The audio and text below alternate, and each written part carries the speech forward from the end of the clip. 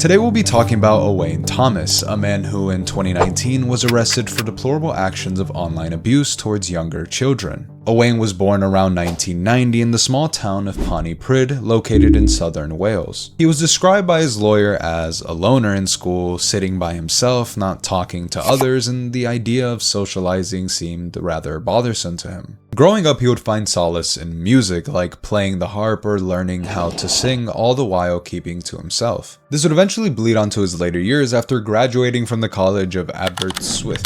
I don't know how to pronounce it. It sounds like a Dark Souls dragon name. After graduating from that place, he worked as a paralegal, which for those of you who don't know is basically a person who is allowed to perform legal work on behalf of a lawyer. This would eventually lead him into becoming a barrister, which is a type of lawyer that specializes in arguing cases in courts, tribunals, giving legal advice, all that fun stuff. But basically to say that this man was on a path towards greatness until he strayed from it, unfortunately. By a lot. I mean really a lot. A couple years later in 2012, something horrifying would pop up. The 22-year-old Owain would receive a police caution for possessing indecent photos of younger aged individuals. That's how I'm gonna word it. And the crazy part is that this incident largely became unnoticed. I mean, he still kept his job, which is crazy, and he didn't spend any time behind bars or any form of punishment for that matter. I mean, personally, I wouldn't take legal advice from anyone who has pictures of little people, well, little aged people, sorry. Yeah, I wouldn't. Maybe you guys would. I definitely wouldn't. And by 2017, he was far too gone, as instead of actually trying to consume the content, he would actually start to create it, which is 100 times worse. Now, Owain was very discreet with his victims. It was very calculated, methodical, and just overall horrifying. In a span of roughly around 18 months, he would target kids primarily in the United States and the United Kingdom. The ages would vary between 9 and 16, and I know in the United States, 30 of said states have the age of consent at 16. I don't know if you knew that. I'll pop it up right now, just so you can know. I don't know, maybe you would want to go to those states, or maybe not. I don't know. That's on you. And in the UK, it's actually 16 all across the board for the entire country. So some food for thought. Maybe you think it should be higher or lower, depending on who you are. I don't know. I can't speak for you. I mean, the age of consent in Nigeria is 11, and Cuba it's 12, and some African and South American countries it's 13.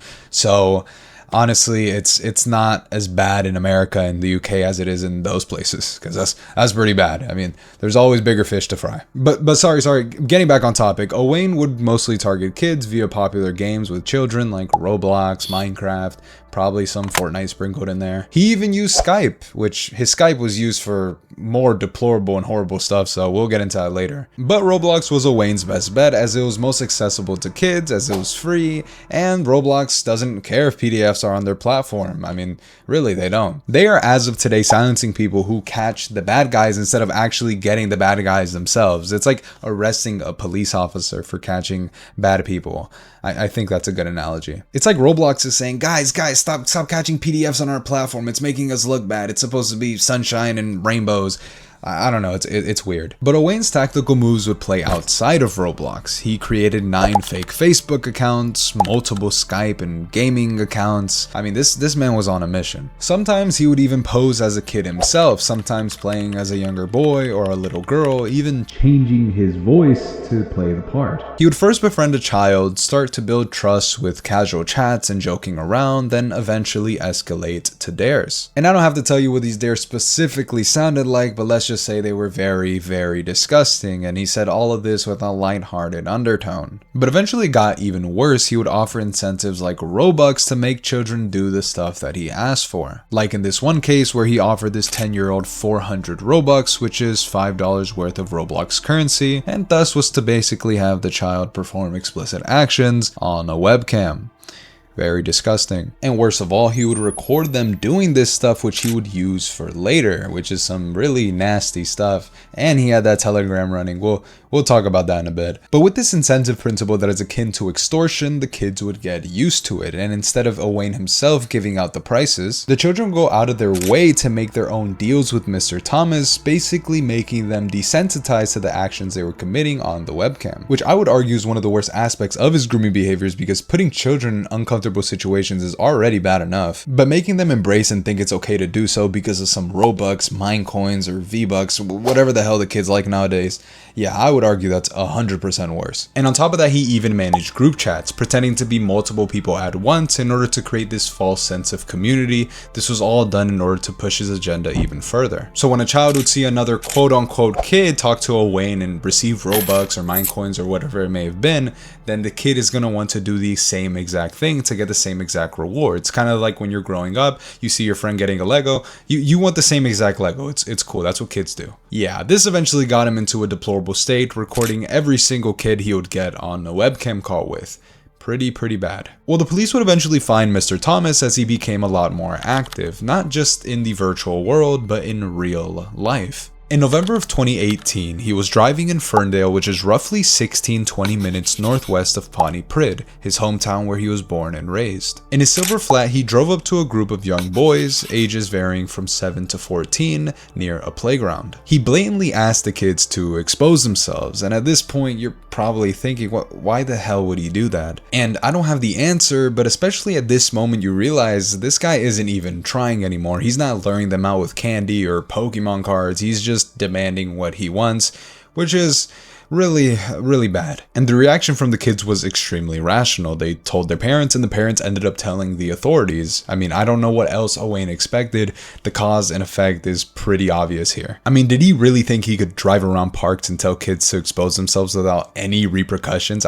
I don't know what the hell he was thinking, and I don't want to know. I don't want to be in his brain. Well, this stunt obviously put him on the radar, and police eventually caught CCTV footage of Owain's license plate, and from there it was basically over. The arrest led to something called Operation Bramble, which was basically a South Wales police investigation sifting through piles and piles of footage obtained by Owain, basically like the Diddy trial. Police eventually ended up discovering 146 victims in a span of 7 or so years of Mr. Thomas's online tyranny. Many officers had to go door to door and inform their parents that their kids had been sexually harassed online. Leon Reese, the detective inspector behind this investigation, called it heartbreaking, saying to tell any parent their kid has been a victim of sexual predators was not easy. In court, Owain pleaded guilty to all 158 counts. The judge called Owain Thomas a dangerous offender who posed a significant risk to the public.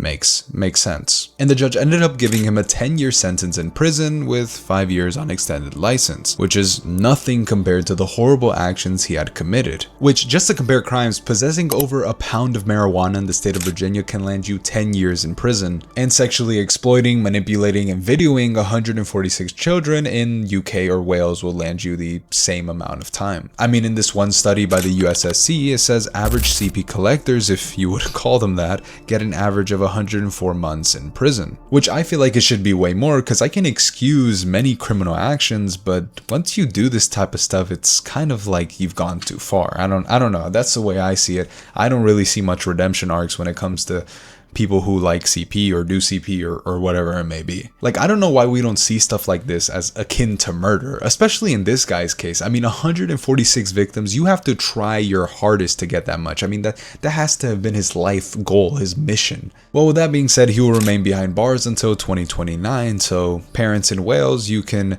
be a little more relaxed in the meantime. Not for too long though. But this story is really to highlight the horrible nature of Roblox. I mean, this has been happening for as long as I can remember. This incident specifically happened in 2019, but in recent years, Roblox has exploded with rampant PDF lurking and child safety protocols that honestly aren't being met. We're seeing that Roblox would rather ban the people doing more to help the company than rather cleaning up the filth and junk associated with it. They're not actively trying to ban the people who make Roblox such an unsafe platform for kids. They're not even working with the people who are trying to catch them. I mean, it's very weird. I used to find it cringe when people would say, this is why kids should be off Roblox, or don't get your kids on Roblox as a parent. But now I completely understand that statement. I mean, it's proceedingly getting worse as time progresses. But I can talk about all of Roblox's problems in another video when the next big scandal comes out, which will probably be very soon. Please like or subscribe to my channel, comment anything so I can get more engagement and YouTube can hopefully push my content further. Watch my other related videos. They might be somewhere on the screen, maybe, I don't know. And have a nice day. Ciao.